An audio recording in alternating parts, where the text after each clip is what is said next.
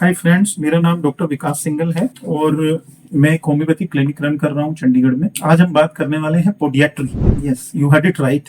Podiatry podiatry या podiatric medicine एक इस तरह की मेडिसिन की हमारी ब्रांच है जिसमें हम लोग बात करते हैं केवल जो पैरों की डिजीज है, यानी जो हमारे पैरों की डिजीज है, यानी फीट की जो डिजीज है, हम उसी के बारे में इसमें डिस्कशन करते हैं। और पोडियाट्रिक मेडिसिन, आप हैरान हो जाएंगे सोच करके कि जो क्योंकि डिस्ट्रीब्यूशन ऑफ जैसे जैसे एवोल्यूशन हुआ है मेडिसिन का, इसी तरह से डिस्ट्रीब्यूशन भी अलग अलग पार्ट्स में हो गया है। हालांकि in homeopathy we treat the patient as a whole, हम लोग तो होलिस्टिक अप्रोच में चलते हैं, लेकिन क्योंकि हमें स्टडी करनी है, ये वीडियो कुछ स्टूडेंट्स के लिए हो सकता है कुछ फायदे में रहेंगे, कुछ स्टूडेंट्स समझ पाएंगे पोडियाट्री के बारे में, कुछ पढ़ पाएंगे, चीजें समझ पाएंगे कि क्यों इस तरह की ब्रांच जो है मेडिसिन की डेवलप हुई है।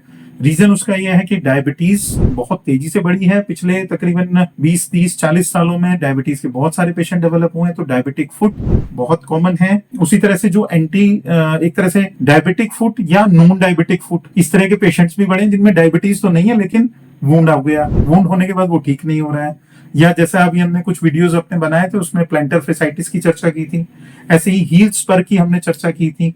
ऐसे ही हमने एक तरह से टार्सल्जिया, टार्सल्स और मेटाटार्सल्स जो हमारे फुट का पार्ट है, उसमें बड़ा पेन रहने लगा है जो पहले नहीं था, बिकॉज द स्टैंडिंग पोजीशन बढ़ गई है। इसी तरह से जो इन्फेक्शंस हैं, चाहे वो सेलुलाइटिस है, चाहे वो एब्सेस है, या कई लोगों को यूरिक एसिड बढ़ने की वजह से ग्रेटर टो में एम्पुटेशन भी करनी पड़ जाती है कई बार यूरिक एसिड की वजह से, टोफाइज बन जाती हैं, स्पेशली जो हम लोग बोलते हैं कि उसमें गांठें बन गई यूरिक एसिड की, वो भी बन जाती हैं।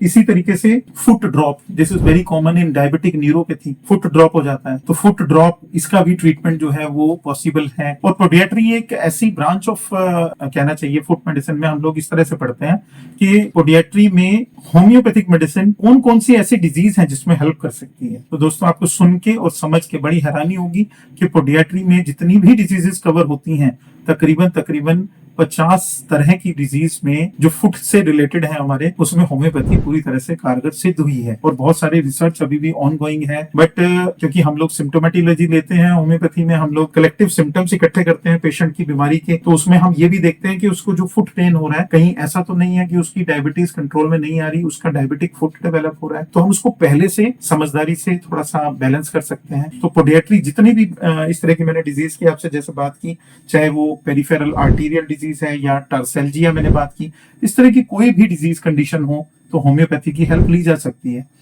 तो पोडियाट्री यानी फुट मेडिसिन से, फुट से रिलेटेड कोई भी समस्या के लिए आप होम्योपैथी में हमसे डायरेक्ट कांटेक्ट कर सकते हैं। Thank you very much.